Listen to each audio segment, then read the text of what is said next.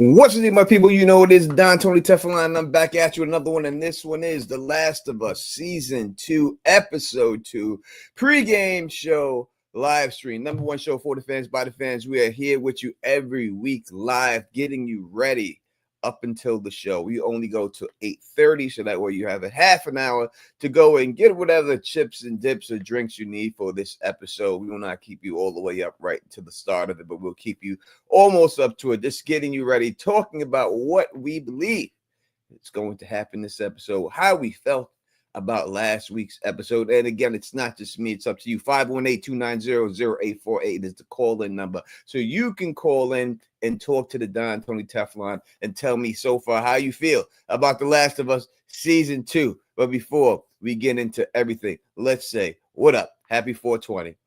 Happy Easter to everybody who celebrates that. And let's get that going. And let's say what up to some of the people who are out here joining us live in the chat today. We got Morgan Green, the Mountain Girl, is in the building.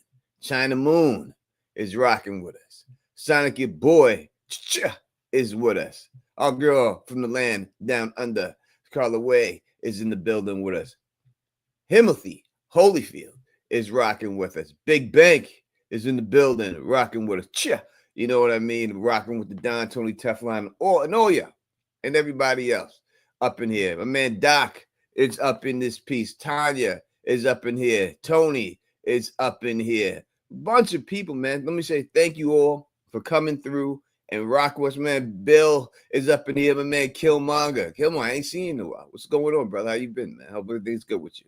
What's going on? All of us. Thank you all for rocking. Again, as always, Phil, this you guys will join if you can join, but if you can't, if you are looking for Phil and you want to see Phil, you know he's going to be in the after show all the time with our boy Joe Dirty Locks rocking. So make sure you go check that out as soon as the show is over. You go over to Phil the Issue Guys channel and you go out there and watch, and he'll tell you exactly and get your feelings for the episode. Now, this is going to be a big episode. And why do I say that? I'm not just saying that like I have some type of secret knowledge or something like that, because I don't. But I do know that the showrunners tweeted today that this is an episode everybody needs to see. That was what they put on Twitter, the people who run the show. And they're saying that everybody needs to see this episode. So this has got to be what I think all video game fans knows coming. It seems like they are setting that up. And we'll see exactly how this whole thing transpires when it goes down. Now, again, this is a spoiler-free stream. We will not talk about anything. So anyone who has not played the video game, you will not be spoiled. I'll do my best. It will not come from me or Phil. It won't come for us, and we'll try. And the moderators, please do your thing in there. You have the ability to whack anybody who gets out of line. Whack. Gotta whack. Sorry, my mind went to the gutter when you said whack. I can't hear that word and think about it in a proper way. Maybe it's because it's 420, Tony. Maybe because it's not. I don't know if it's a spoiler. I'm going to type this to you in the private chat. And then I'll see to you if this is something I can say out loud. But yeah, we won't be spoiling shit here.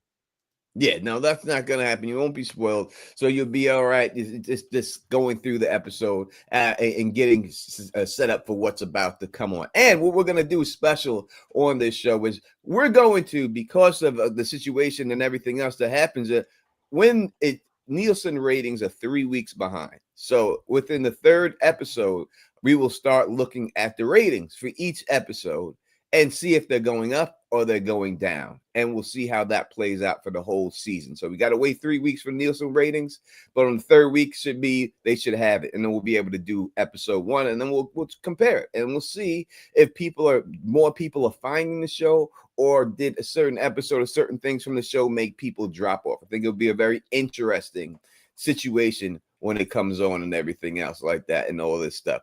Phil, how did you feel about episode 1 of The Last of Us? I thought it was a good start. I mean, it's hard because when you have these shows taking these couple of year breaks, and especially for people that aren't familiar with the game world and it's new to them, I think there was a lot of sort of establishing stuff going on in that episode. I was talking to someone that hadn't played hadn't played the games and was watching that for the first time, and they were saying how they appreciated last season had sort of more of like traveling around feel. They were hoping that they didn't necessarily just stay in one place because it has a little bit less excitement or exploration of the area. I kind of have some knowledge of where things go, so I do know that, that I can understand that this episode 1 was a lot of sort of putting the pieces together and reintroducing us to the characters. I thought one of the breakout moments was the character of Dina. I thought she was like really excellent, like jumped off screen. I didn't know that actress before this. I don't know if she's been in other things, but she was really good, and I thought she had excellent chemistry with Joel, with Pedro. I'd like to see them work together again. And I also thought the psychiatrist character was pretty well done too, and that was kind of a fun scene and created a lot of interesting emotional tension stuff. And I'm not sure if that's in the game as much, Tony. That felt to me like something that was probably added for the show. It was.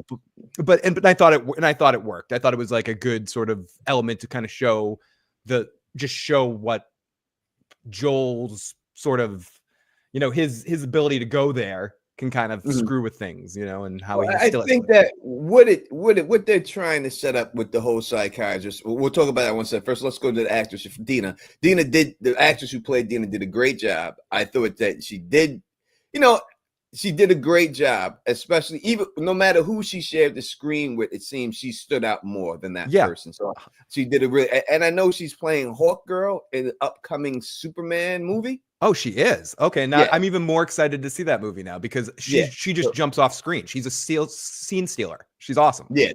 So she'll be Hawkgirl in the upcoming Superman movie, and hopefully going forward in the DC universe if it's everything is good with it.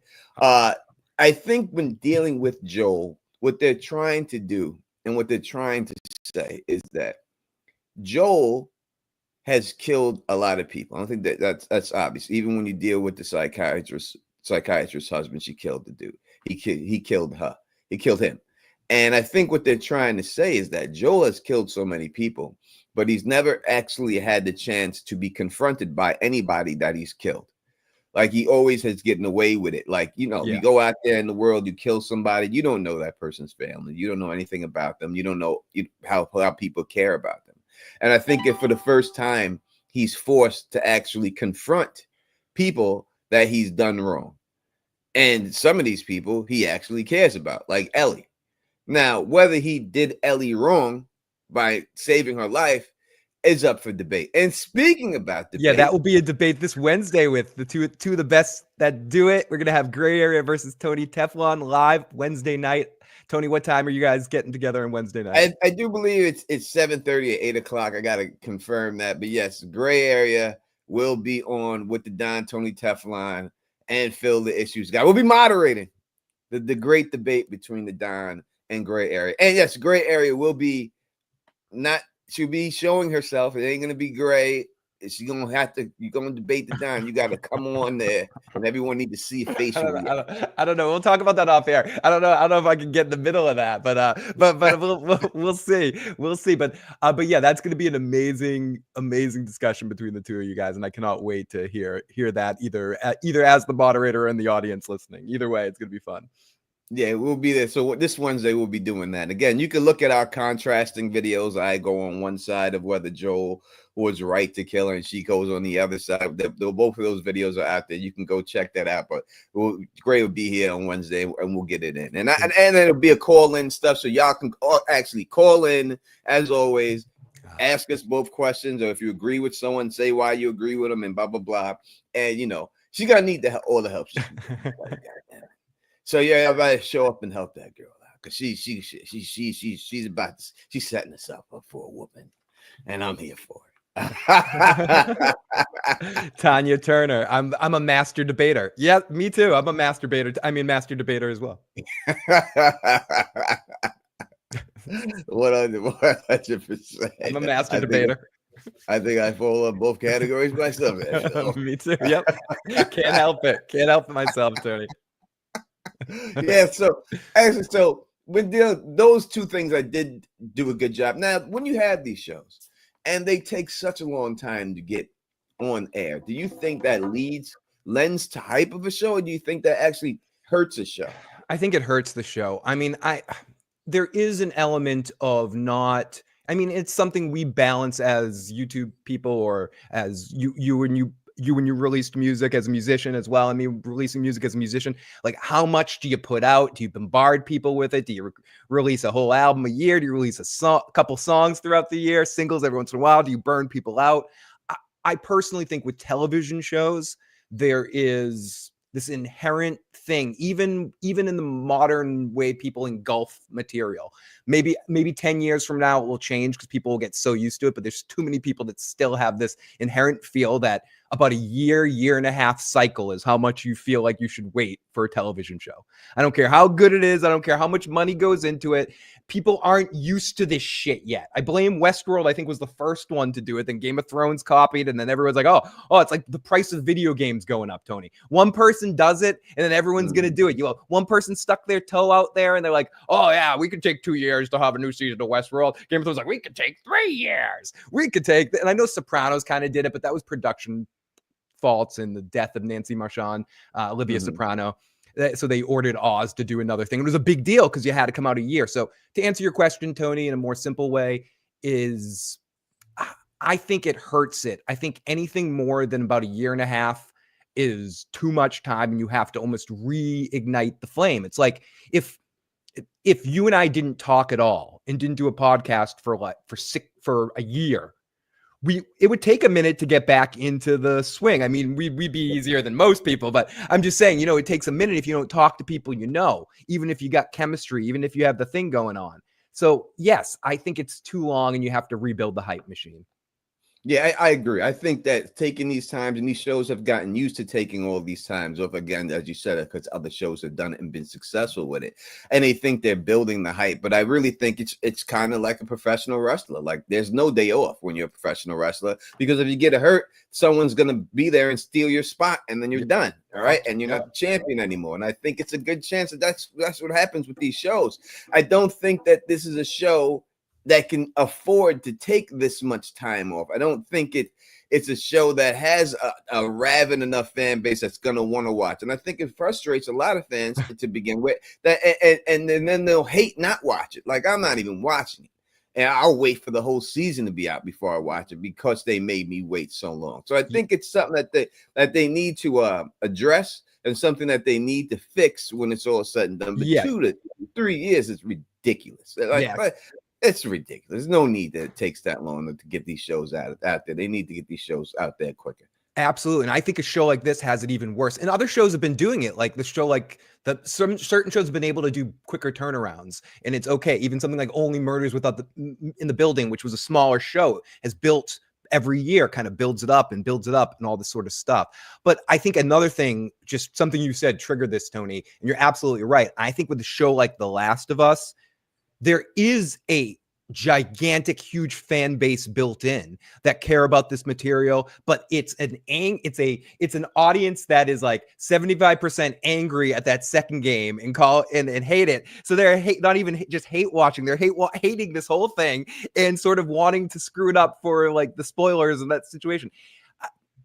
This show is unlike any other thing that the material's already out there. Like the people that have already watched it have a different attitude. It's different than like Game of Thrones or The Walking Dead or Invincible or any other things that have already happened and produced. Like Last of Us, especially Last of Us Part 2 fans and people that have played that second game are really a diabolical bunch that don't care. And they don't like this, and they're angry, and they're putting it all out there. So I think this show has it worse, Tony, than some other ones that in that sense if you give it too much time, there's too much room for people to easily slip in there and sort of spike the Kool-Aid, so to speak. Yeah, I agree. And I think your question is fine. You could say that. You think I can say that? Yeah, okay. I don't think that spoils at all. Okay, so not that it matters, but this episode that's coming on tonight is directed by, first of all, if anyone's ever seen the movie The Menu, which came out a little while ago. I don't know if you've seen that yet, Tony. No, I haven't. It's a fun movie. I don't want to talk too much about it, but I think it's on HBO. Definitely check it out if you're bored one night and need a movie. It's with that guy Fiennes, whatever, the dude played Voldemort. and a couple of other people, and Anna, girl from Queen's Gambit, the actress from Queen's Gambit, Anna Joy, whatever her name is. It's also directed by the same guy who directed the Red Wedding episode. That's the same guy. This episode is directed by the person who directed the Red Wedding. Yes, the Red Wedding episode. As far as let's hope that doesn't tie in. It could tie in. Let's hope it doesn't. If it is, that spells doom for a whole bunch of people. yeah, it doesn't seem good. Doesn't seem like no one get offered meat and like wheat tonight. Bread and salt. Bread and salt. Thank you, Tony. Bread and salt. Bread and salt is what you get when you're safe. When you're safe, you're supposed to get that. They're not supposed to be able to get you out of there and stuff. But hey, unless Bruce Bolton and Walter Frey is there.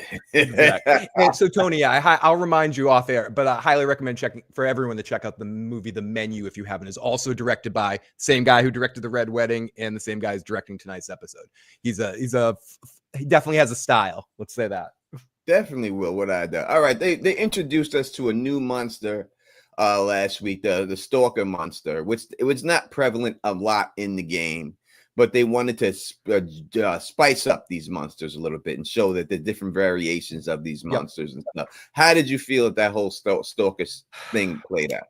Okay, this is one of those ones that I don't mean to revertigo this right back to you, but I almost think it's more important to ask you this question as a game player, because Joe, just to reiterate something Joe said, I'm having trouble remembering if he enjoyed the representation in the show, but he said they were one of the worst inclusion, or they were like the big add-on monster, the big variation coming in the second game, and that they weren't real. There's not much, no big whoop with those guys. So I think it was interesting to kind of show, because I feel like in season 1 they didn't do a good enough job for people that have only watched the show to explain how there's different kinds of zombies, of monsters, whatever, in the same way like you're playing Pikmin or something, and each one does a different thing, a little bit different, or each one has a different kind of talent, or Lemmings or something. Like each one of these guys has a different like super skill. So I thought it was creepy. It was, but from what I've heard, isn't there supposed to be 2 of them? Isn't that part of it? Like one sneaks up behind you or something like that. And so far we've only seen one. Yeah. So just my curiosity back to you, and I don't mean to poo-poo it before I send you, but in the scene from the video game, it's not Ellie down there by herself. It's Ellie is in the room with Dina at the same time. They're both down there. So they changed the scene in that direction by putting Ellie down there. But in video game, they're both down there in that scene together, and they're having to fight everything off. Now, I also think that what is bad about the scene itself, I'll go into that, is besides the fact that Ellie is annoying as fuck. I don't know when this turn came or why she would be so annoying. I understand what they're trying to do when she's like, all right, I'm immune. I don't have to care as much. Right. Yeah. Now, if they were going to go that route with her, then to me, it would have been better to have Dina fall down there with her, because now she has a reason to care. Yep. Because even though she's immune now, her girlfriend and the lady she liked at the time is down there, and she could have cared more about it. I think they played that a little too loose, like they was too professional hunters of these monsters for that scene, in my opinion. Like they didn't take it seriously enough. Like the other people outside were like, well, let's go back and get help. Let's not do it. They're like, no. We'll just jump in there. What do you want to leave it to the men to do it? Let's just jump in there and do it. And I'm afraid that they're going to get to a point where these creatures aren't feared anymore. And if you do that, then to me, you lose the show.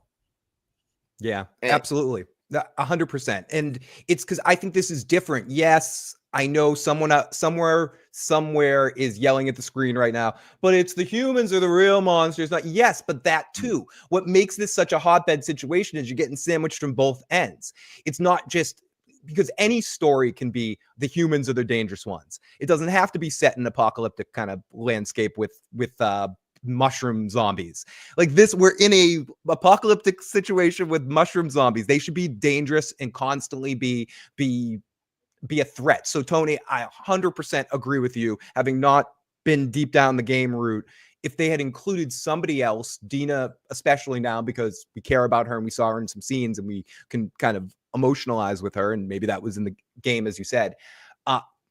If she's down there in that situation, it shows Ellie, it just creates more drama. And that's what you need. It's in every one of these situations because you need the drama, Tony.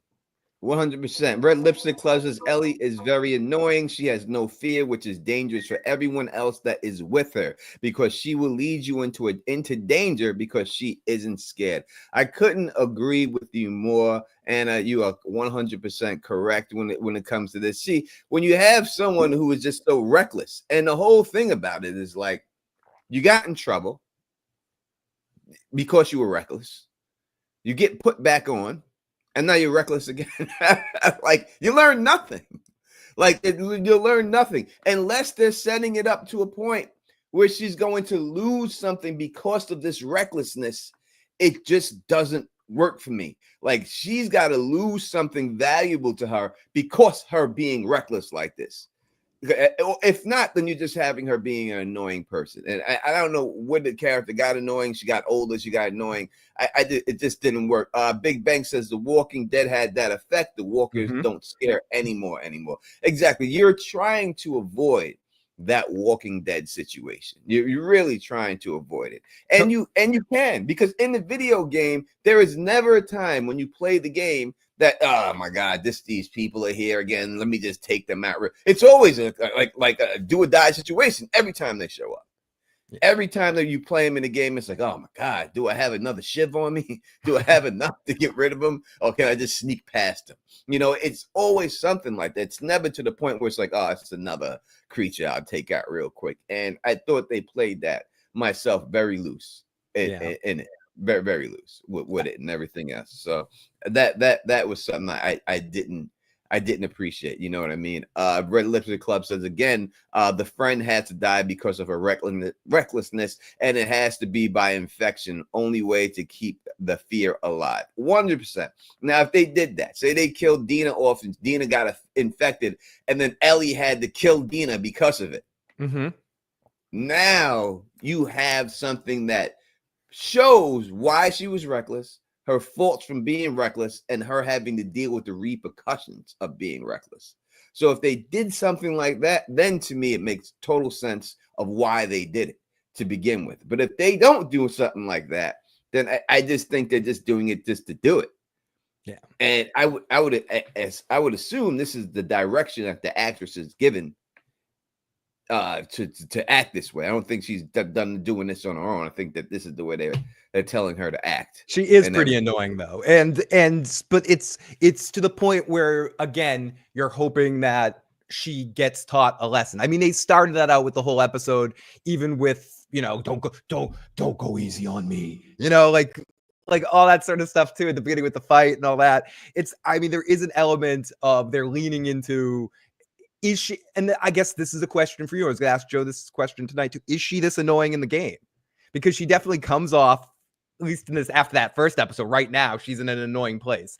She's definitely in an annoying place. Was she this annoying in the end of the first game into the beginning of the second? Not at all. Not at all. It's not at all. No. She was never brazen like that in the game, making silly faces, like going to kill a monster and make silly faces right before she does it. Like, no, it was never that. And she was much better at stabbing the monsters in the game. like this, when she got on that monster's back, it took her a long. In the game, it's like, and it's over. Like, it's real fast. She takes up the game version is much better. So no, I don't think that it's the same Ellie. I know she's trying to play that character, but the Ellie in the game is more likable and more understanding, and she's not annoying like that whatsoever. She's not played that way at all, you know. So I don't know what they were thinking or why they were doing it, unless it turns into what we said. If it's something like that they're going for, then all this will be worthwhile. To be great character development. Exactly. But if they just have her act this way, and then there's no repercussions, and then this is just who she is, then it's just it meant nothing. So all right, go ahead. I was just gonna say she just comes off as ravishing Rick Rude, Kurt Hennig, like I'm perfect, you know. Look at me, how perfect I am, you know. That like total to go to your professional wrestling. Yeah, it's WrestleMania's tonight. I think it's on right now. Part 2 of WrestleMania is on tonight, so I'm sure people will be watching that. All right, and dealing with what was I going to say? I had to tip my tongue and everything else. What was I going to say?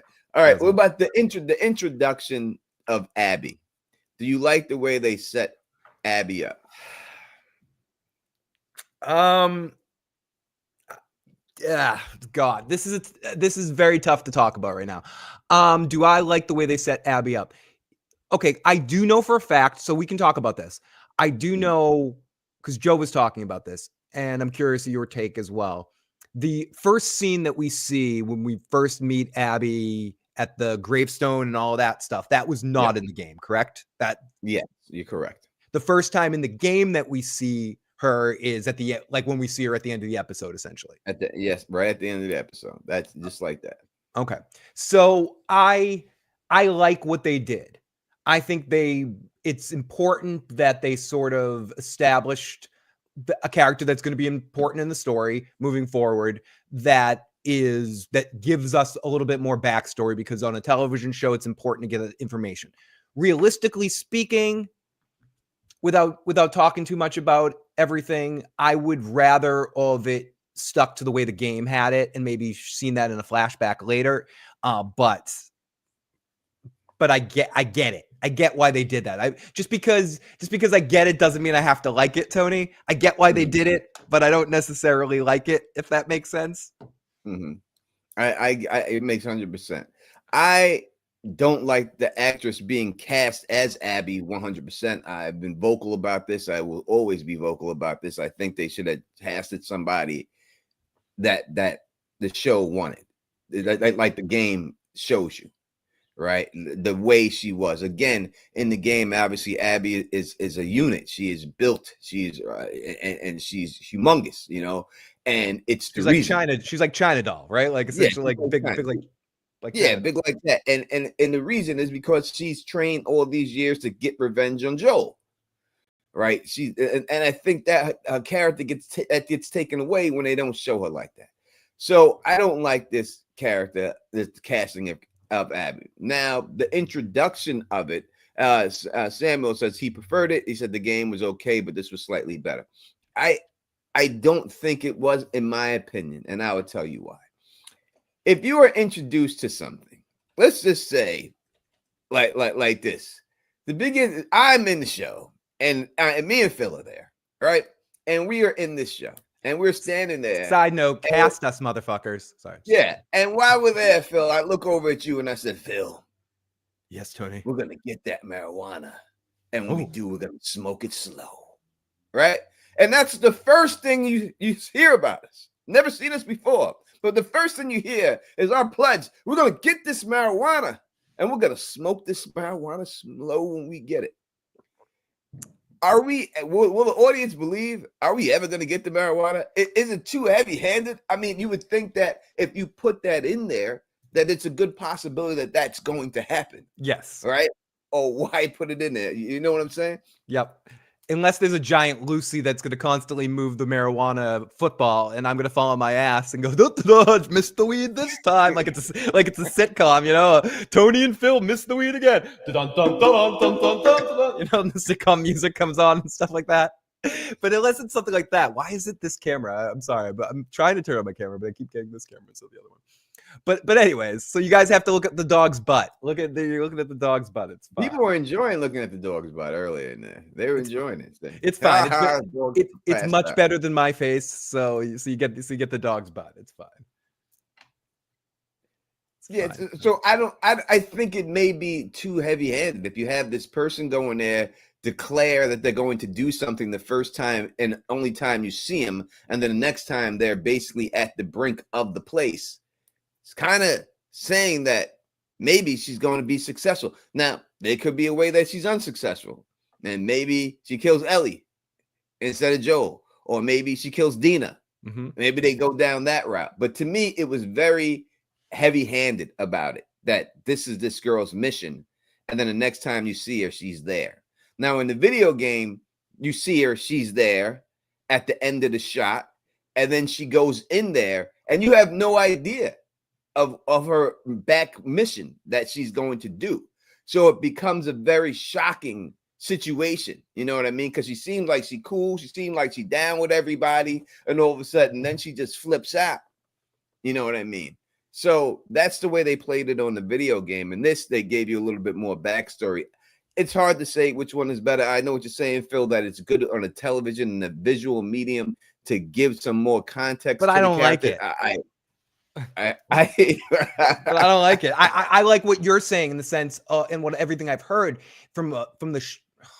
We can't talk about this quite yet. But yes, I mean, you said it. Like, now we know that you already said there's a flip. You know, like that there's something that could have been a surprise to the audience is now we know exactly what her intentions are if there is a situation where we see her facing off against Dina or Ellie or Joel's brother or Joel or any of them. Like, if we see her in a situation with them now, we know that she's going to be trying to being angry. And if we had just seen her for the first time, maybe we would have thought she's just another one of the people that we saw at the beginning of the last episode that's coming into town. That we're seeing that they're bringing in a lot of random people and not checking them out first. So that would be kind of cool and kind of surprising for the audience if suddenly she turns around and goes, "Wait, your name is what?" You know, or something like that. And it's like, and then then the music changes and it turns all dark, and then we have something really cool and dramatic that what's going to happen to our characters. Now we kind of know that if she bumps into Dina, it's going to be a bad story. If she bumps into Tommy, it's going to be bad. You know, if she bumps into Ellie, it's going to be bad. Yeah, I would have rather them did it that way. They just have them the first time we get introduced. They could have been in that first group that we seen, or in that group. Yeah. You know, they come in that group and you see them in that group and stuff, and you know nothing about their backstory. And they get cool with people, and all of a sudden, bingo, bango, whatever happens, if there ever gets a chance to be successful or not, it would go down. And then you're like, yo, these people just flipped out like this. Why? Then you can give the backstory. Then you can give the whole backstory of her. But I think that it's kind of what we consider a red herring. Yeah. Right. If it doesn't go through, if she's not successful, then it's just a red herring that they thrown out there. So I thought they were very heavy-handed with it myself. So that's the only problem I have with it myself. Carla Way, good day, mate. She says, I wish Abby looked more threatening. Right now, Ellie looks like she could take her easy. We'll give them the benefit of the doubt, though, and wait for Abby's first combat scene. 100%. It looks like Ellie could beat the shit out of her, right? Right. You just see him right there. It looks like Ellie could beat the shit out of her. And that's not the way it is in the game. In the game, Ellie got no chance versus Abby. No chance.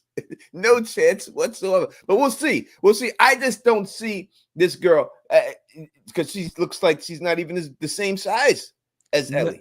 No, maybe it might do it in performance, but like I typed to you in the private chat a second ago, Tony.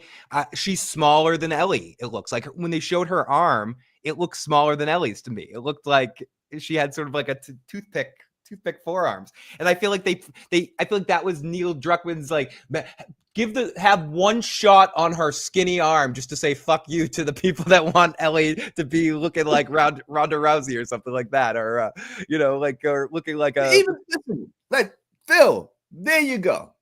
If Ronda Rousey, who is not a super huge looking girl, but she's Ronda Rousey. If you casted Ronda Rousey in that role, it's 100% believable. Yeah. 100%. Now you know Ronda Rousey can kick some ass. And if you've seen her down there with her, and Ronda Rousey, she's in shape, but she's not a super huge monster. You know what I mean? But she's big enough. You know what I'm saying? And she's got that scowl, Ronda Rousey. Like when she squints her eyes and looks mad at you, you get nervous for a second. And the wide shoulders, and like she just has that look that I imagined when everything I've heard the visual to be not too over the top, not quite, go to the bodybuilder circuit or something like that, but you kind of get somebody that looks intimidating, and then you train them up with acting. You get them acting, get her tons of acting coaches, really work with directors. if you can get good You don't performances, need that much work. right? If you can get good performances out of Schwarzenegger, you can get good performances on anybody. That's all I'm saying. It's all about getting one take out of him. If you can just get one good take out of him, you stitch it all together, it works. It's not theater. Abby, it's not fucking theater. Yeah, exactly. And Abby's not one of these roles where she has so much talking time where it's going to matter.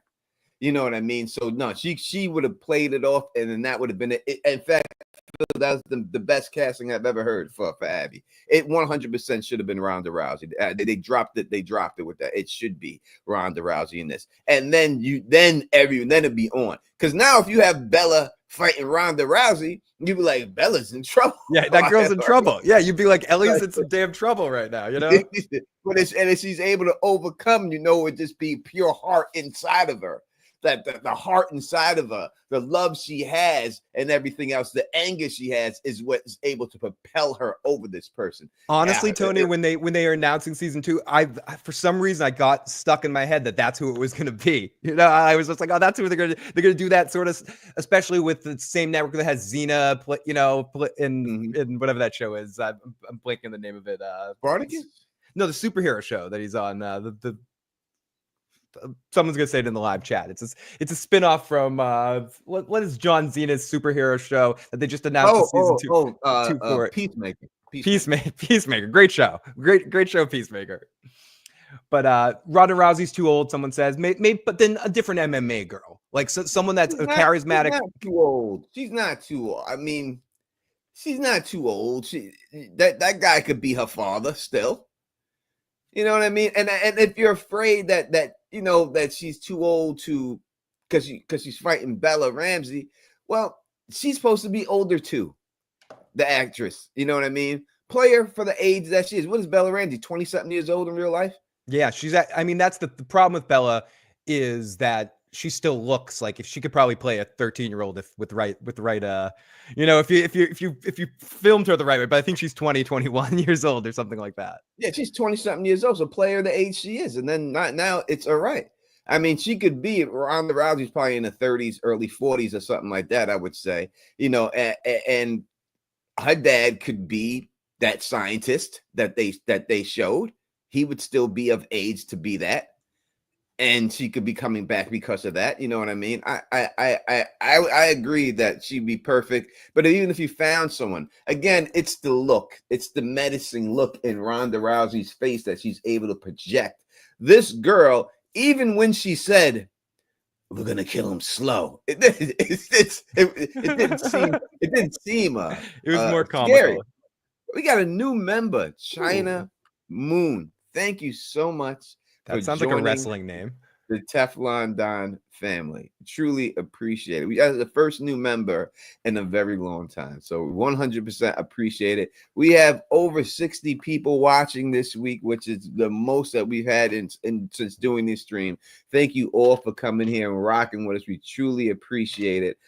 We got Frosty's in the building. Says, anyone have a site I can watch it on holiday, and I can't access Sky from a different country? Ooh. I don't know an exact site. If I did, I would tell you. I swear to you, I would.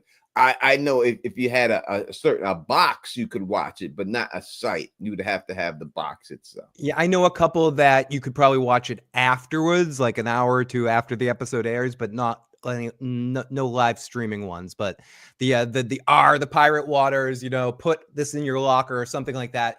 Sites like that. If you know what I'm saying, you can probably find it after the episode airs, like an hour or two. Someone will put it up. Yeah, after it'll be easy, but as for live when it's going down, it would be a little bit hard to get it and stuff, unless somebody on YouTube streams it on the low. But now that they have those little AI elves out there getting you, like they'll flag it for everywhere. They got the sound from my Saturday Night Live stream, Tony. They're picking everything up. Yeah, they are catching people. Right. Red Lipstick Club says Florence Pugh could have possibly got buff. Yeah, she would have been pretty. She would have been, but she's too pretty. Like, I don't want someone to be that pretty. I want her to be rough. Like Ronda Rousey is perfect. She's not an ugly woman. She's an attractive woman, but she's not supermodel attractive. Where if you dress her down and make her like when she's going into the ring, she looks like she's tough. You know what I mean? I don't know if Florence Pugh can pull off that grittiness. So she's just so hot that it's like casting Gal Gadot, right? She's too good looking. Like, can't take it seriously and being a tough girl. She's just too good looking. She looks too damn good. You know what I mean? And everything. Chelsea Handler. Jesus Christ. Chelsea Handler. You know, yeah. 50 Cent was there, baby. I don't know the MMA circuit well enough, or the young professional wrestlers, but I even would have accepted just a young, if you wanted to go younger and stuff like that, someone in the 19 to 25-year-old range in the WWE or in the MMA that has a lot of charisma. If you, I mean, there's somebody out there, Tony. You know, there's somebody out there that's, you know, castable. That's a big old direwolf you got there, dude. It's giant. It's. I don't even know if it's showing as big as he actually is on camera, but he's definitely direwolf size, German Shepherd Collie mix. He's huge. Yeah, he's like glassy size, you know. He's big. He's big. You're a big guy, Leo. Ain't no doubt about it. Dude, he's fucking huge. There's no doubt about it. Yeah, I mean, he took off the whole couch. He jumped on that couch. There was no more couch. Yeah, dude, he's a lot. It's a lot of dog to take care of, man. I hear you. You see the other one other one's on the couch here. She's like, "Oh my god, you see that damn big thing? I'm staying the fuck away from that." Yeah, Dina is a good-looking girl. That she looks much better in real life. If you see her in interviews, she's blows what she looks like in the show away. They have definitely put her looks down a level to make her go in there and everything else, without a shadow of a doubt. All right, going forward with the show. Let's keep rolling here with the show. Again, if you want to call in, do so. 518-290-0848. 518-290-0848 is the number to call in. Going forward with the show. Not a lot happened this opening episode straight off the bat, Phil. Did you like the pacing of it? And do you think for a 2-year hiatus, how long that this was good enough to start with? Sorry, there's some sounds outside. A dog is just walking backwards. That's what's going on. It is. The dog's backing up in the air. That's just the sound that dog makes. You're very right. You're very right there, Tony. It's so hard because this connects to something we were just talking about a second ago. This is the awful paradox that they're in. And I think you see this with so many shows. From deals with this a little bit too, occasionally, and other shows have dealt with this as well. When you're waiting that long between seasons, you almost need to have a slower paced first episode where you reintroduce yourself, oh my God, to all those characters in all that situation. Listen, the king in the north's in trouble. Stop it. He's guarding the door over there. But you almost have to do it, Tony, and it hamstrings the excitement. Again, I was talking to my friend Amy before the show about this, and she's like, yeah, I don't know if that episode is going to be indicative of, she didn't use the word indicative, but I don't know if it's going to be like the pace of the whole season. And it's like that they almost have to do that, Tony. So I did not like it, but I'm going to repeat myself. I get it, but I didn't like it. Yeah, I don't think it was a good enough bang first episode. Now, again, we know now that this is supposed to be the banging episode. This is what they said. They tweeted, nobody missed this episode. It's about to go down. It's starting tonight. Yeah, the season. Yeah, so but when you take so long, you got to give us a little more. Something. Yeah, dude. And right. I think that they just tried to go with, all right, we're going to have this one scene with this new monster, and that's going to be good enough to welcome everybody back to this universe. And I think they should have gave us something a little bit more than what they gave us. Yeah, I think they should have gave us, when you set off, you look at From, you see that From set off and everything else. They set it right off. Like they were gone and boom, people getting Miss Lou and everything up right off. You know what I mean? Severance the same way. Yellow Jackets, they hit the ground running. Big Bang was she gay in the game? Yes, she was gay in the game. That is all accurate to everything that they showed. The whole relationship with Dina, and Dina goes both ways in the game and everything. And so yes, that was right from the game there, and she definitely was. And there, what up to my man Mandrell? Good buddy Mandrell. is up in the building. Red drought. Rocking with us and everything else. So yes, he definitely. I thought they could have gave him. What's your rate? Everybody in the chat, scale of 1 to 10, 10 being the best episode you ever seen in your life, 1 being complete garbage. Please put your ranking for this episode in there, Phil. What did you say for episode 1? God, Tony, I want to clarify our rating system when we talk about stuff. Okay, just to ask you the question. Of like when we're talking about all these shows, I want to finalize this for the first time, for the last time. When we're talking about this, are we ranking this against all television shows? Like, where does it rank as an overall television show, or against all the episodes of The Last of Us? This show against itself, not against itself. Okay. Against itself. Okay, because if I'm ranking it against, The Sopranos, The Wire, Breaking Bad, early Game of Thrones, it doesn't rank. It's not ranking with those shows. Okay, so as a Last of Us show and what we've seen last season, I would say this was a 5.5, 6 kind of episode. This was low. I was low on this episode. I am 100% with you. I'll give it a 6 to be generous. I'll give it a 6, but a 5. I'm fine with anyone giving it a 5. I would give it a 6 just to be nice to them. You know what I mean? It just they just have to bring you back. I think this wasn't a good episode to bring you back into it. Again, when we just watched the Yellow Jackets built up, right? It wasn't those last 4 episodes. You could go 9, 10, 9 right across the board. It didn't start like that. But I think the Yellow Jackets was building from a better place than this show is. I think it had a lot more lore and a lot more things to build to get to that. I don't know if this one got to that.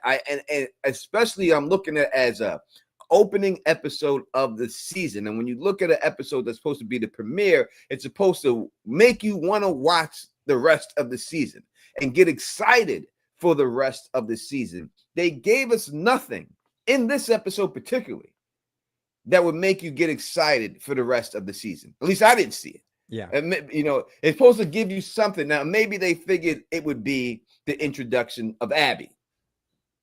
But I wouldn't, I'm not excited about someone who wants to kill my favorite character in the show. It doesn't excite me.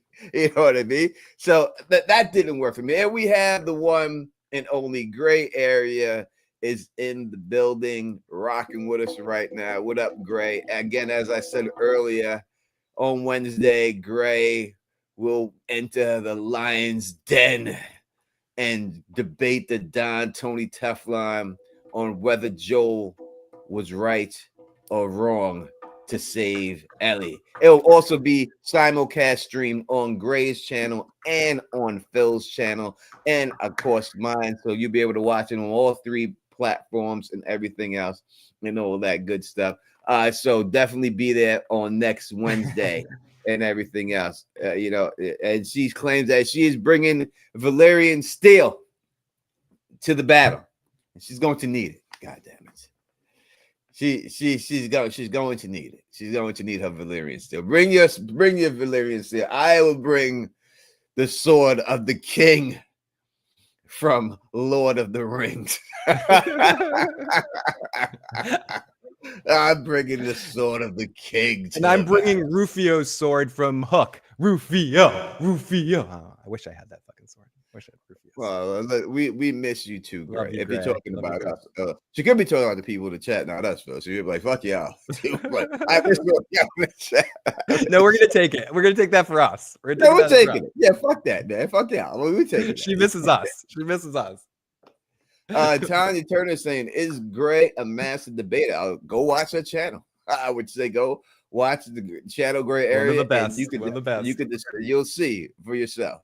We have done it. Me and Gray have debated many topics over the years and stuff. So she's one of my best friends in all of YouTube, and and great support. Phil, you have finally got the camera to work. But people, trust me, people would rather look at the dog. Let's decide here. Come on, me or the dog? The dog is winning always, Tony. That's So great. it's Said it's our thing. He like, you ain't put it on me. He likes to. No, I would like to argue. You just always taking the wrong side. You like to take the wrong side all the time and everything. But it is our thing. There's no doubt about it. That's how we get down. That's how we get down 100% and all that. All right. So yeah. When dealing with I bought a 40 of Colt 45 last night. I couldn't believe it. I seen it. They had it. I'm going off topic real quick, but they have Colt 45, St. Ides, Old English, and Ballantine Ale 40s in the store I went to. Dude, I saw you do that. I was gonna run to the store and see if they had Boone's Farm wine.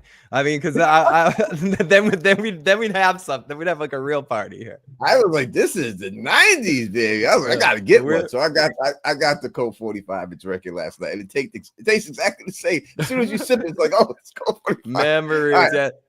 Yeah, it brings back great memories. It's like when you drink a High Life, the champagne of beer, you know, those early 30 packs of the Miller High Life. And so it's like, oh, okay, this memories with every sip of that. It really did bring back memories. It just made you feel good. You know, I poured it in a cup because I'm old, but the first sip was out the bottom.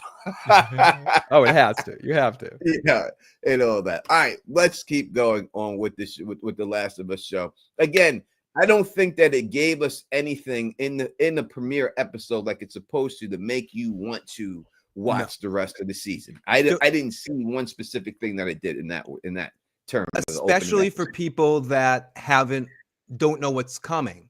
Like if anyone's, it almost seemed like it was made, and maybe it is made for people that know what's happening. And I mean, or no, I don't know.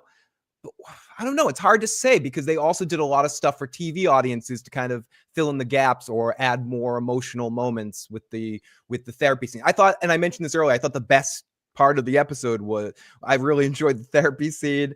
I just thought as an overall episode, as what you said, Tony, it didn't do enough to sort of grab you and go, I have to tune back in next week. Like, I can't wait. I wouldn't be surprised if they lose a few numbers this week and then people catch up watch if it's a good episode, because it just seems like, I mean, I love the characters. I love what I've seen so far, and I'm going to watch it until I fall off the couch. But I do think in some ways for a premiere episode, after you're waiting 2.5, 3 years, whatever it's been, 2 years, you got to come back with some crazy excitement in a big sort of moment. Maybe they could have done more with the stalker scene. You were mentioning that earlier. Maybe that's where you could have added a little bit more excitement if you added something like Ellie's down there with Dina instead of alone. And there's actually a moment where there's a character we care about in some sort of danger or something. Yeah, 100%. If they would have just gave us something, a little bit more, you know, what they give us, they give us some plants coming through the pipe. Yeah. Oh yeah, the plants coming through the pipe. Yeah, that sort of thing. I forgot about that. That's what they gave us. The plants coming through the pipe, and I don't even know if everyone who watched it caught it. You know, because it was so dark. You know what I mean? Like it was so dark in that scene and everything else. When you see the plants coming through the pipe because of the heat. You know, if you would have seen the plants come through the pipe and it got somebody, like somebody was walking and they fell down and then the pipes came and wrapped over their face and then you ended on that. Now you got people like, oh, shit. You know what I mean?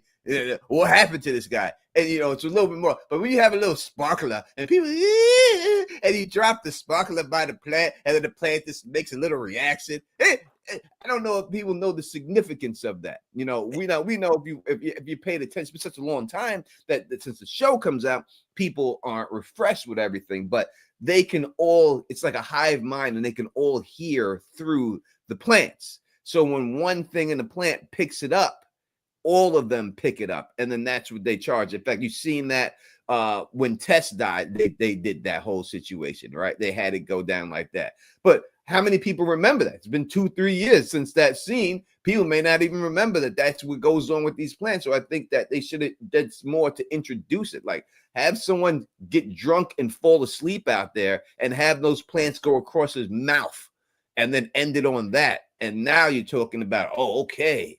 Now we see that there's a problem in here. You know what I mean? I would have did something like that. That's what I would have been thinking, other than just a plant creeping through the thing that was so dark you could finally see it. They also didn't do a good job selling it from the characters in the show standpoint. When we first see it at the first part of it, we see it twice. Once in the first part of the episode where some dude that's outside working, I forget who it was that saw it, sees it for a second, but it's not sporing. It's just like some plant life or something like that. And then we see it later, the same thing, and with the spores kind of growing out of it. So my thing is, if you're in a world where that can happen at all, the minute you see any plant life in a pipe growing like that, don't you just burn it all out?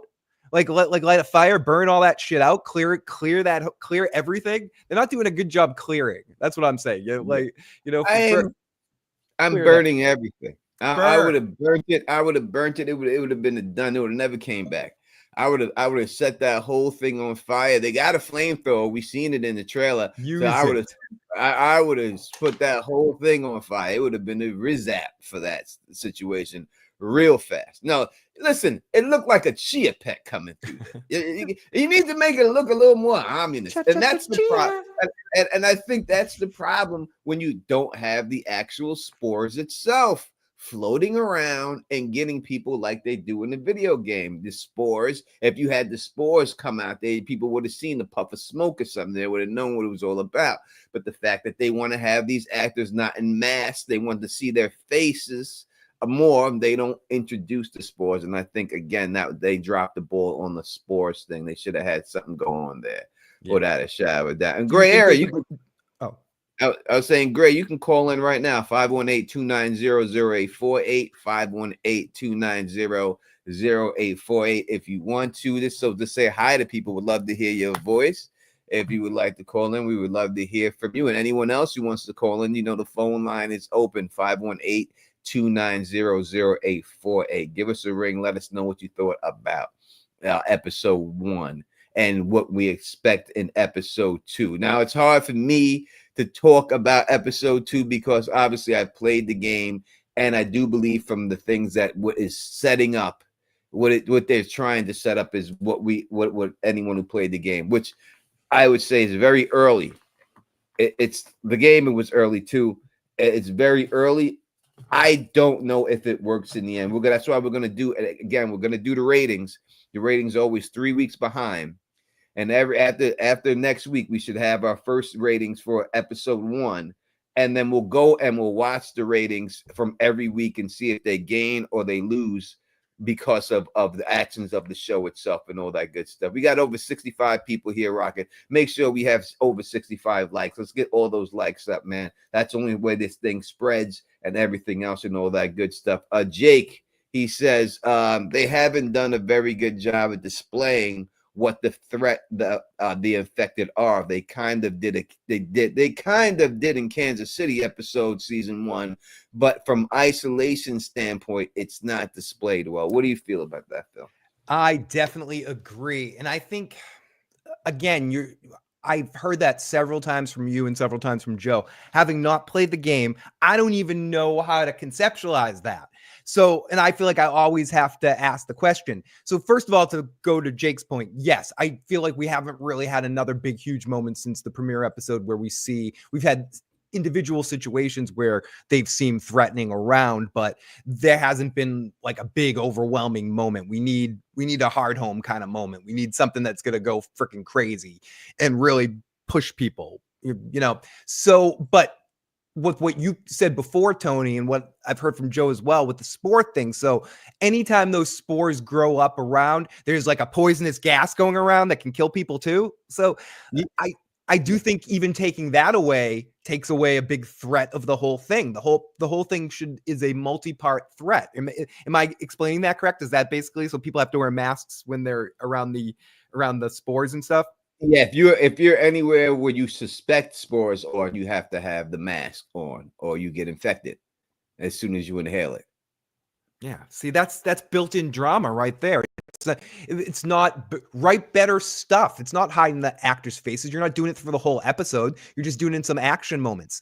Again, I mentioned this last week. Pedro does fucking fine on a show where he hides his whole damn body. and it's barely his voice. And I'm pretty sure they're doing a movie about that damn thing.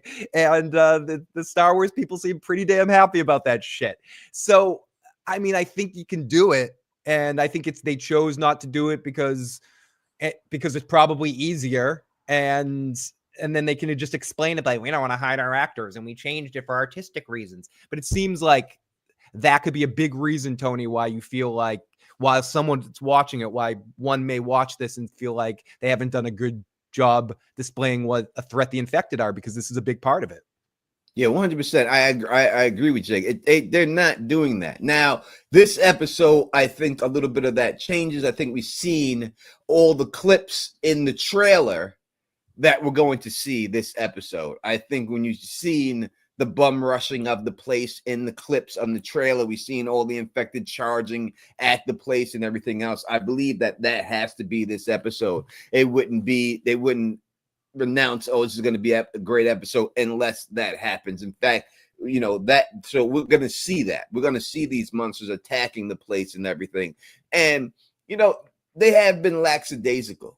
And they have been just chilling there, hanging out, and everybody's been getting along and building new stuff and peaceful world. And again, it will never be a peaceful world as long as these infected are around, And so you can have all the peace you want, but eventually you're either going to get a raider's going to bag you up, or one of these people are going to kill you. It's just the world that they live in. There's no other way around that. And the only other way around that is to make a cure.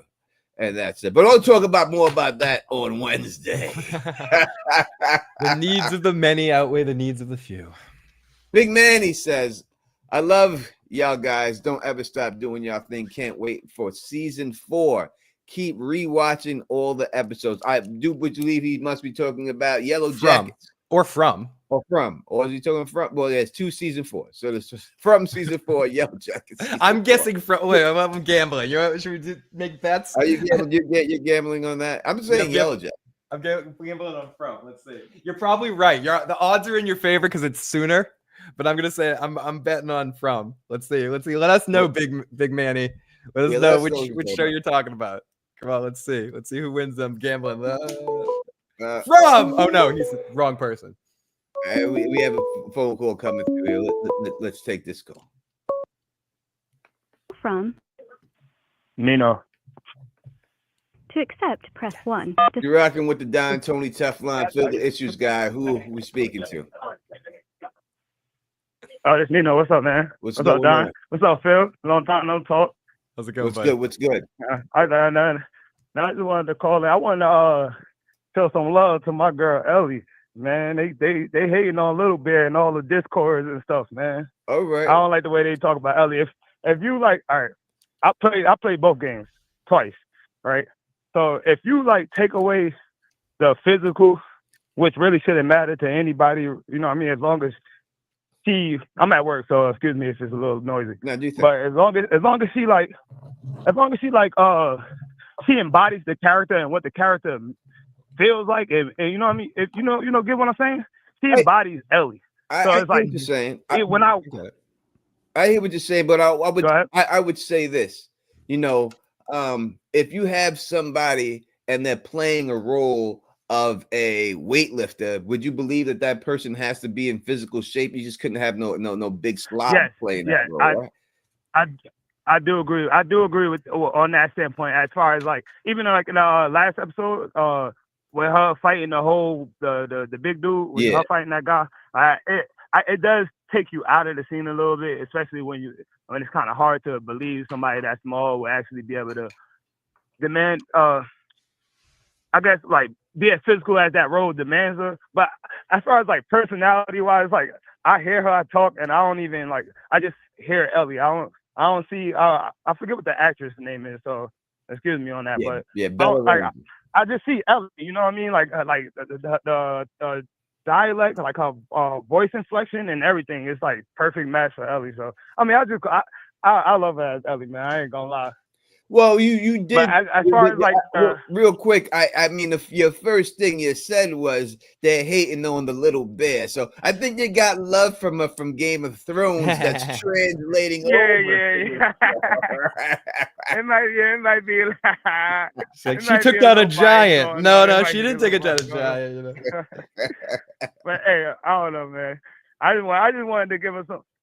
I just wanted to give her some love, man. I feel like she's not getting enough love, and you know, Pedro Pascal is actually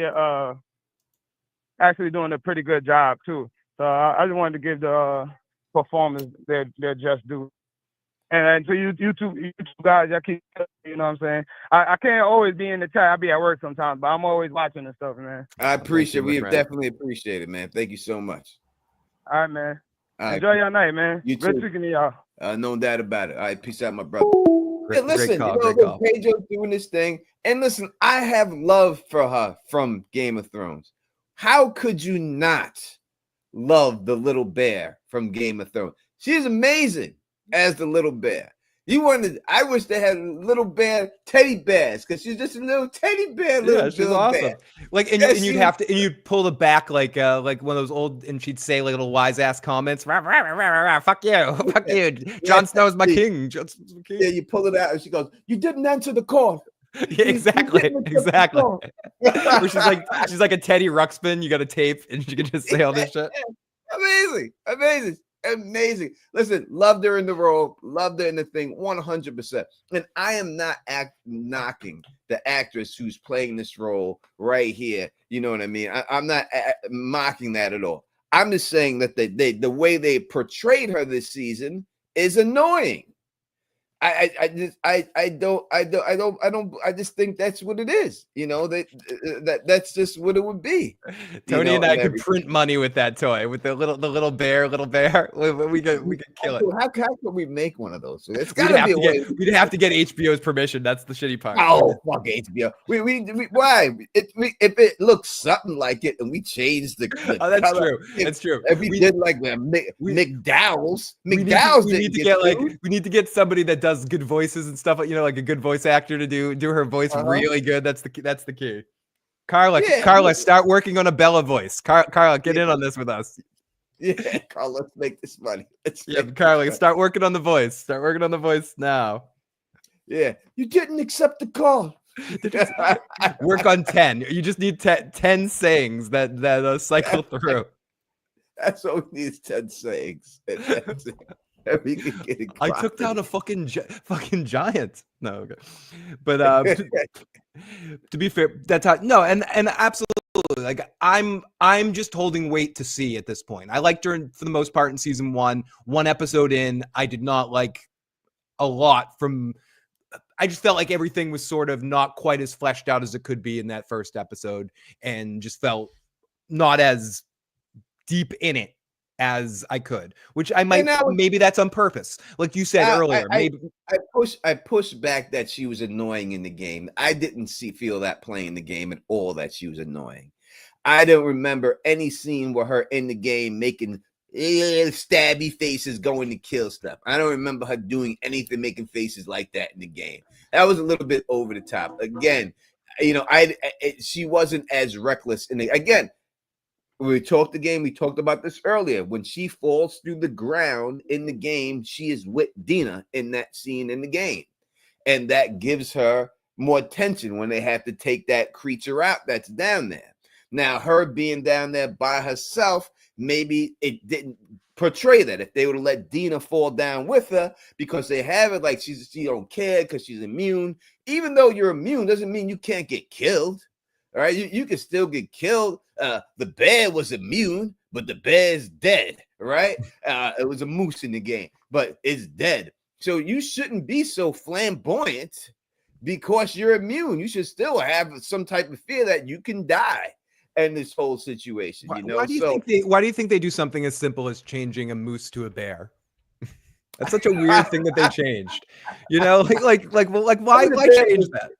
Because I think that people in general feel that bears are more dangerous than mooses. When it's have you seen moose? I've seen a bear in real life and a moose in real life. Moose are way more dangerous. They're way more aggressive. It is. It's the same thing like with a hippo. If you see a hippo or a lion, like a hippo or a lion, hippos are way more dangerous. People wouldn't think that. Much more dangerous, but people got more fear of a lion. Or But a even hippo is much rhinos are like really docile and they'll never really charge you, but hippos will like rip your soul apart. You know, hippo is not playing with you, bro. hippo, you know that expression like bloodlust? Like hippos are always bloodlusted. They're just like, I want to kill you. Yeah, so Big Bang says because it's harder to take down a bear. I disagree. It's harder to take down a moose, bro. Dude, moose are scary motherfuckers, dude. Moose, bro, a moose is not playing. Moose push whole cars with their head. Whole car pushed by a moose. A bear can't push a car over. Maybe one of them little mini cars. Moose push a whole car right over with its head. If anyone wants to doubt what moose can do, drive the Kangamangas Highway at night. I think it's in New Hampshire, maybe Maine. New Hampshire, you drive down there, the moose, they come up to your car. They decide if you live or die. And as Tony said, they push over cars. They'll keep pace with the car up to like 40 miles an hour, and then they'll knock your ass over, dude. They're scary fucks. They're scary. Yeah, I think they did the bear because the people are more afraid of a bear, and it seems like fair. I mean, very fair stuff like that, and that's why they did it. But yeah, but a moose is a much harder animal to take down as a moose. You know, a moose kicks you once and break your face right off, man. If it catch you, it just break your whole face off. Hey, badgers, we don't need no honey badger. Yeah, honey badger's a scary fuck. They said if like a honey badger was like the size of like any bigger, they'd like rule the world or some shit. Like they're scary fuckers. No doubt about it. So so I would say, so I don't see her being portrayed the same exact way she's being portrayed in the game. I think they made it a little bit more of her just being a little bit more annoying than she actually is in the game. You know, a lot of the scenes, like when we've seen the dance scene, that's line for line, even all the way up to how do I smell? You smell like garbage, and her rub the smell on her. All that is straight from the game. They took the lines and put it all up in there and everything else. And, you know, I thought it was, how did you feel about that dancey scene? How do you think they portrayed that? I didn't have the comparison. I can just take from what I saw. And what I saw is I thought the actors had excellent chemistry. And I thought, I feel like I'm coming across, because this is hard to say, because I know there's a lot of Bella hate out there. And there's a lot of this Ellie. Yeah, I've seen people go out there and say she's not good looking enough to pull that deal. Yeah, and they're in other things as well. It goes pretty far, and I'm not going there. I think she's a fine actor and she's doing a great job with the part. But what I was about to say was that scene was unbelievably captivating because of the actress that played Dina. She carried that, and I've heard people, and I think Joe said this too.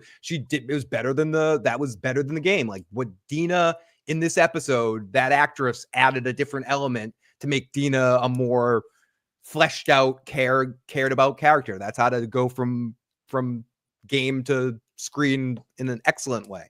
And I thought that scene was awesome for me, Tony, because of the actress that played Dina. I thought she was so charismatic as fuck in that scene, and romantic, and like that was such a believable the way she sort of not made it obvious. You know things are going like.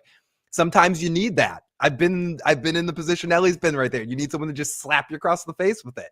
And it was really believable. So I liked that aspect of it, Tony. But listen, and as for the people saying she's not good looking enough to pull Dina, it's not about looks sometimes. It's about personality and about your being, your essence. You don't have to be as good looking as the person you're with. I have seen many ugly men with really good looking women because of their personality and their charm. So, you know, you don't have to be. The looks aren't the only deciding factor in this situation. 20% of it, you know.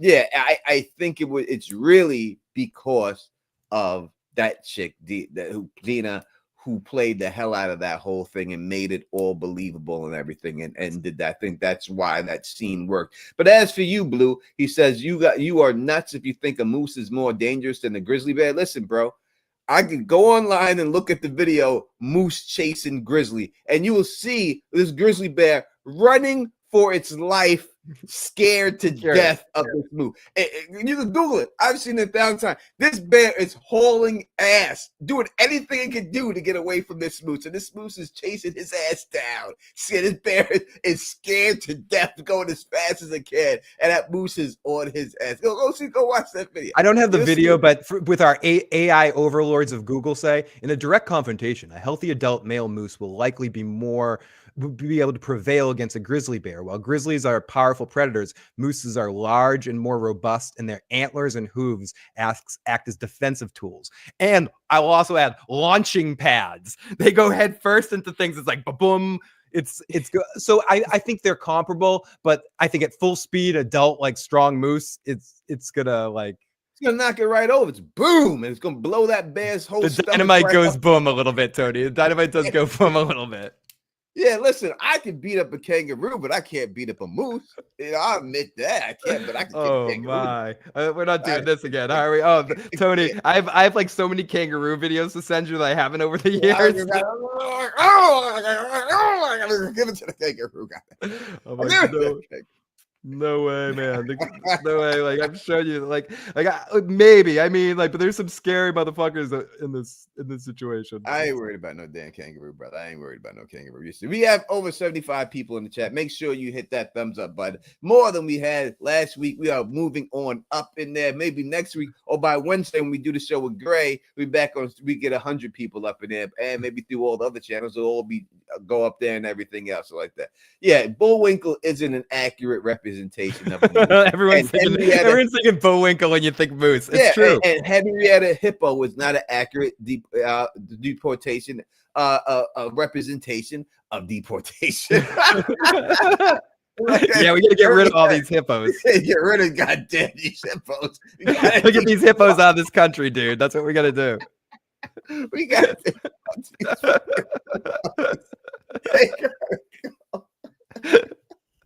Hungry Hippos was lying to you when you were a child. It's propaganda. That game Hungry Hippos was propaganda. Yeah, you know, it's not an accurate representation of Henrietta Hippo. You know what I mean? What show was that with Henrietta Hippo? It's a kid's show. You remember that? Yeah, she wore the dress and she walked around. It was a kid's show. I remember watching it when I was little. And everything else. I forgot the name of the show. Chip and Potato. Henrietta Hippo is a kindergarten student at the Rainbow Forest in the show Chip and Potato. That wasn't the name. It was like a live action. She's like a puppet. Yeah, right. Here we go. Right, this is this Tony. Right, this. I think that is her, Henrietta Hippo. Yeah, that's her right there. Chip and Potato was the name of the show. Yeah, I've never heard of Chip and Potato. I have heard of Henrietta Hippo. Yeah, like I know all the characters had the frog guy and everything else, but I didn't know that it was Chip and Potato. What a stupid name for Chip and Potato. Yeah, it's like that's a redundant fucking name. A chip is a potato. That lady who played in it, I always thought was just a smoking hot lady who's in there when I was young. I was like, she is. And I'm looking at her picture. She was smoking out. I was right. I had good instincts. I feel like of all the things we've talked about when it comes down to it, this moose versus bear thing is going to be the most controversial thing we've ever talked about. Yes, this week you go check out Tony Teflon's merch. But if you want to help Tony Teflon out, go buy my book, Darkest Before the Dawn. It's on Amazon. Help yourself out. Help yourself out. Go out there and buy the book, Darkest Before the Dawn. Let me bring it over here and give it a call. Right there. Read. Help yourself out. Darkest Before the Dawn. The Don Tony Teflon. Go on Amazon, find this book. It's up there. And you'll love it. I promise you. You'll love the book. It'll be a great read. Everyone, you can look at there. I got all great reviews and everything else in there. It's a really good book and it's a really good read. So I would say, how many pages are in this book? The book is actually really big. So the pages are. It's not a long read. It's not going to take you forever. It's 342 pages altogether in the book. 342 pages in the book. So yeah, it's a good read, and I wrote it deliberately that you can read it. It's not a tome like George R. R. Martin and everything else. You'll be able to get through it and read it and everything else. So it's a solid read. Obviously, you can easily read it in 1 to 2 days if you really put your mind to it and everything else. Yeah, Mona was awesome, and Blanche. I mean, I'm not sure if I'd go for Mona or Blanche. Mona would be more fun. Mona probably be more fun. Blanche was a lot of talk. Mona was hot. She's better than the daughter. Yeah, no, she was the boss. She was the boss. Mona's the boss. Jake, it's being split into 2 seasons. Seasons 2 and 3 are the second. Oh, the second game, yeah. So they're doing the second game in 2 seasons. They said that they wanted to do a 3rd season, but I don't know how they can without any source material. I don't know if they plan on making another Last of Us game. I don't think they are. They've hinted at no, and yeah, he's also hinted that there will be no show without more game. Like, so I think it ends after season 3. We're a 3-season show. yeah. HBO may want. I just don't see how it works.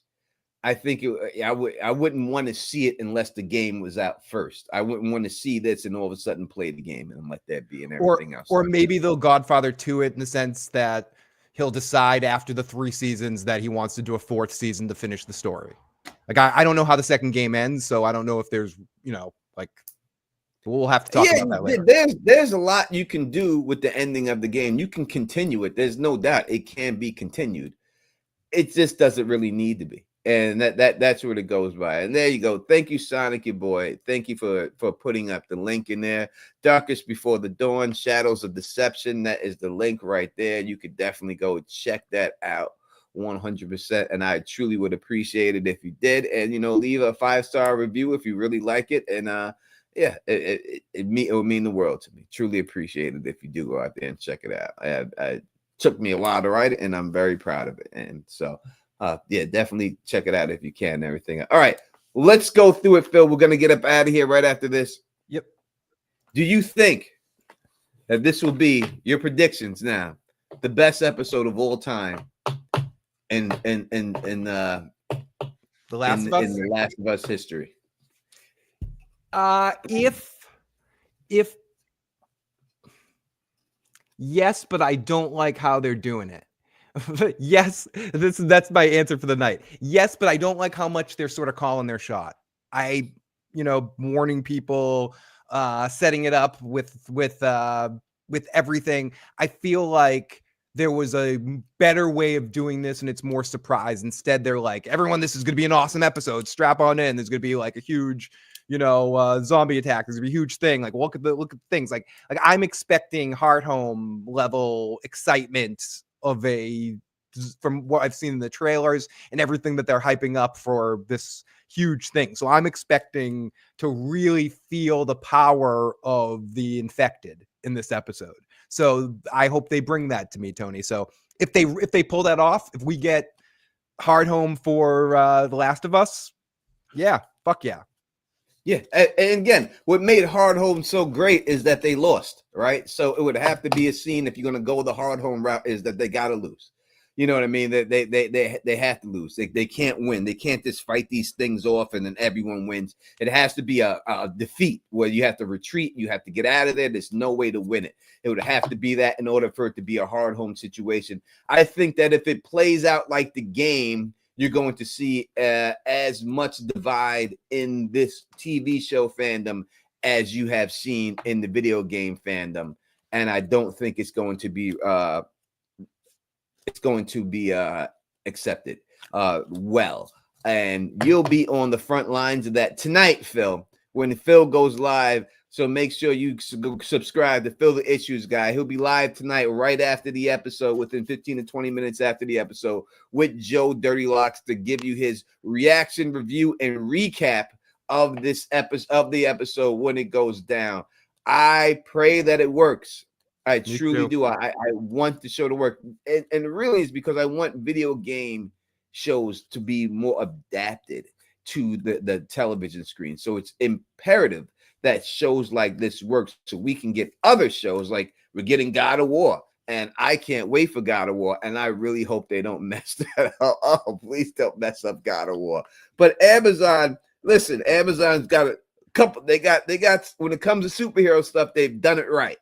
Because we could talk about a lot of things, but any superhero stuff they have released has all been top notch. Yeah. Yeah, and the adaptations have been really great too that they've done. They put the time and the effort into Invincible and The Boys, and even that show that they did a little bit before too. There was another one that they did early on that was really good. So yeah, and thank you everyone that's gonna be checking that out. We'll be live and taking your calls and taking your comments, and I'll be drinking so to work against that 420 thing. and should be fun. And don't forget to tune in on Wednesday fucking night to watch Tony versus Gray. Yep, Wednesday night, the Don Tony Teflon versus the Lady Gray area. We'll be discussing, was it right for Joel to save Ellie? We'll be debating that there. So make sure you are subscribed to my channel, Phil's channel, or Gray Area's channel, all three of our channels, and make sure you have notifications turned on. We'll be getting that done, and we're going to let y'all go so y'all can go get your chips and dips and everything ready for this episode. We're a half an hour away, folks. And if you like the way I do this, please thumbs up this, spread this across the realm, of course, subscribe, and until next